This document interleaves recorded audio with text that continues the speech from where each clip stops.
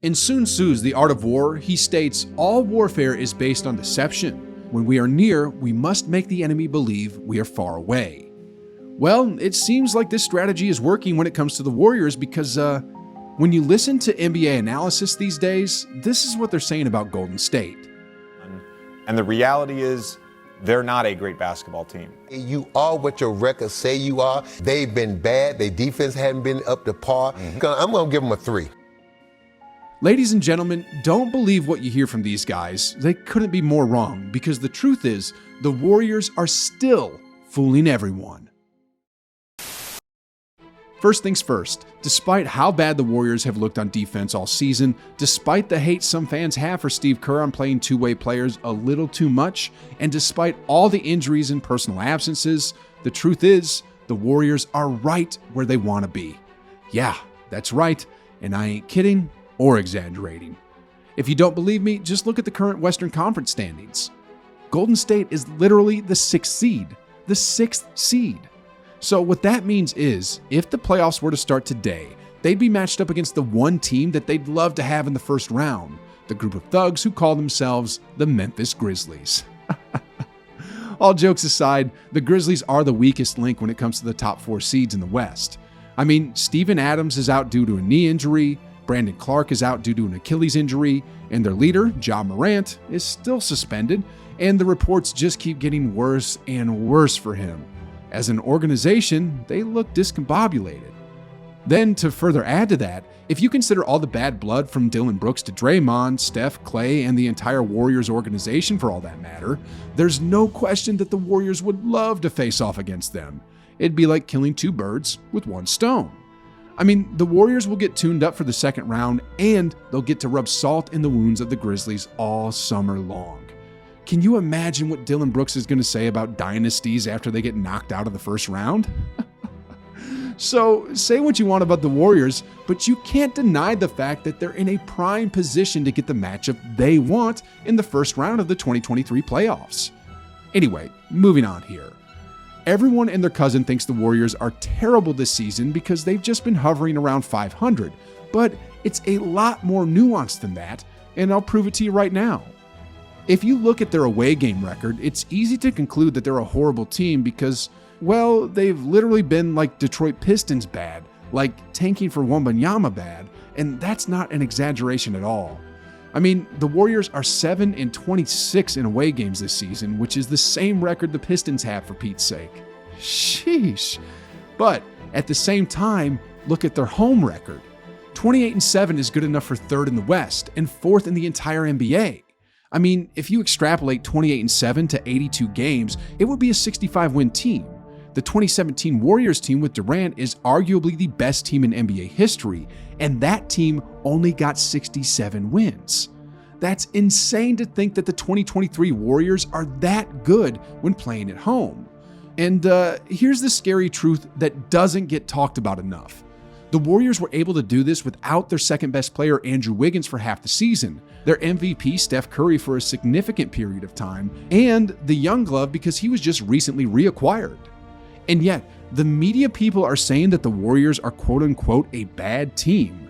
The receipts are piling up again, guys. The receipts are piling up. And if there's any game that proves the Warriors are still right up there with the best of them, then look no further than that Milwaukee Bucks game. Sure, the Bucks were missing their superstar in Giannis, but the Warriors were also missing 3 key members of their rotation, Wiggins, Kuminga, and Payton. And yet, they were still able to pull off the win, thanks to Curry's ability to still play at an MVP level. I mean, with 2 minutes left to go in the game, the Warriors were down by 8 points, and with one of the best perimeter defending guards in the league, Drew Holiday guarding Steph, number 30 was still able to drop bucket after bucket after bucket.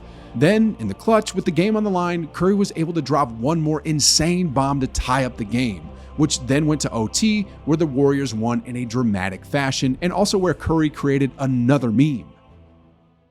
This is most likely going to be the Warriors team that shows up when it comes to playoffs, but if you re-add Wiggins, Kuminga, and GP2 into the mix, that's when things get scary. Anyway, if you still aren't convinced that the Warriors are fooling everyone, take a look at this. So, For the 2023 season so far, there's no denying that the Warriors could put up buckets. They're second in the league in points per game scored, right behind the Kings, and right ahead of the Celtics. Then look here. If you look at their defensive prowess in the games following the All-Star break, they're currently fourth in the league. Sheesh. I'll repeat that one for you. Since the All-Star break, the Golden State Warriors are fourth in the entire league when it comes to defensive ratings. And like I said earlier, the scary truth about this is they've been able to do this without their two best perimeter defenders, Andrew Wiggins and Gary Payton II. Can you just imagine what they'll be like when this all comes together? And speaking of coming together, I know there's been no word yet of when and if Wiggins will return, but come on guys, let's be real. He'll be back for the playoffs. I mean, the play-ins are in between April 11th to 14th, and the playoffs officially start on April 15th. That's still about a month away. Wiggins' last game was on February 13th against the Washington Wizards, where he scored 29 points on some pretty elite efficiency. And while I can't pinpoint exactly when Wiggs will be back, I'm sure he'll be back a bit before the playoffs. I mean, I know some things are bigger than basketball, but I don't expect Wiggins to be out for personal reasons for more than 2 months. Because with the Warriors owner, Joe Lacob, paying $168 million into the luxury tax, I just don't see that happening. And I'm sure Wiggins doesn't want to let down the team either. Steve Kerr was smart enough to say that there could be a possibility that the Warriors could be without Wiggins for the rest of the season because, well, let me read that Sun Tzu quote out loud again. All warfare is based on deception. When we are near, we must make the enemy believe we are far away. How this translates to the NBA is teams will have a tough time gauging how good the Warriors are, especially when they don't know the personnels that they'll be facing off against. I mean, some teams might not even game plan for Wiggins, which will shock them completely come game time when he appears. It also helps in games when he's not playing. Because look, as the defending champions, you're usually going to get the best out of every team on a nightly basis. But if they think you're crippled, they probably won't give it their best effort. And that's a win for the Warriors, who are trying to stay healthy. Anyway, although JJ Redick said the Warriors aren't a great basketball team, the truth is he's being fooled because he hasn't seen them all together at full strength yet, not even once. And the truth is the Warriors are going to be better than they were last season when they won the championship. I mean, look, Steph, Draymond, and Looney are going to be the same players they were last season. Wiggins, Kuminga, and Klay, however, are all much better than they were last season. Wiggins is shooting the lights out this season, Kuminga made a huge second-year leap, and Klay Thompson has become Klay Thompson again. Jordan Poole has regressed a bit with turnovers and shooting percentages, but I have a feeling he'll be turning up his play soon, but in the unlikely case that he doesn't, Steve Kerr could just play DiVincenzo a bit more. Otto Porter is gone, but in place is J. Mike, who's about the same size and who's been balling as of late. Then Gary Payton II is a slight question mark because we haven't seen him suit up yet, but judging from how he played defense when he was part of Portland earlier this season, he looks to be the same.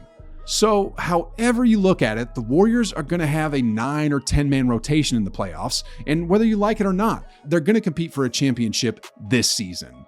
So ignore JJ Redick's take. I mean, sure, he may have shot 40% from three-point range his whole career, and he may look like Tom Cruise, but the truth is, he's been talking all sorts of crazy this year that even NBA legends have been on him.